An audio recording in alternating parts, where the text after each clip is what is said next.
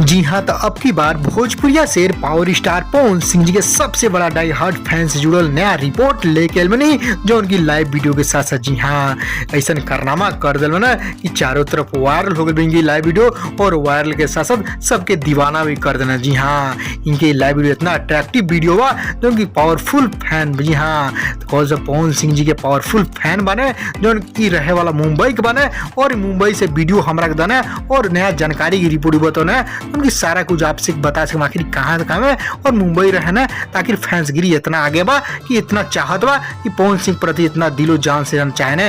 जी हाँ, तो ये पिछला दिनों बर्थडे पर भी नया वीडियो वायरल कर रहे वो वीडियो में भी हमारा पास बा, हो सके तो नेक्स्ट वीडियो में आपसे दिखा भी सके।